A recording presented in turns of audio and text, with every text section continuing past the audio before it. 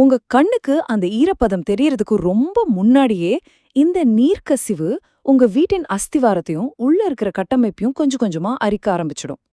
அப்போ நம்ம சுவர்கள் ஏன் இப்படி அழுகுது? இதுக்கு என்னதான் காரணம்? இதற்கான மூல காரணங்களை நாம ரெண்டு முக்கிய வகையா பிரிக்கலாம்.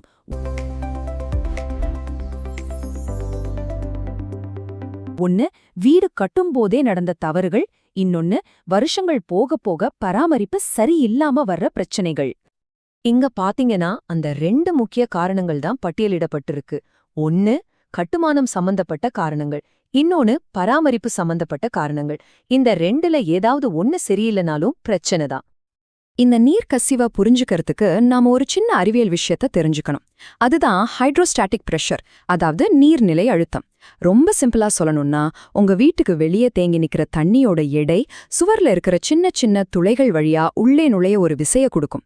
அந்த விசைதான் இந்த அழுத்தம். சரி, முதல்ல கட்டுமானம் சம்பந்தப்பட்ட காரணங்களை பார்ப்போம். வீடு கட்டும்போதே சரியா வாட்டர் ப்ரூஃபிங் பண்ணாம விடுறது, இல்லனா தரமில்லாத நிறைய துளைகள் இருக்கிற செங்கற்களை பயன்படுத்துறது. சில சமயம் வீட்டு மொட்டை மாடியில தண்ணி தேங்காம வடியறதுக்கு சரியான சரிவு கொடுக்காம விடுவாங்க.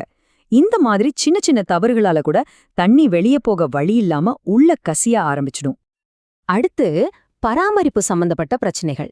எவ்வளவு நல்ல வீடு கட்டியிருந்தாலும் காலப்போக்குல சில பிரச்சனைகள் வரத்தான் செய்யும்.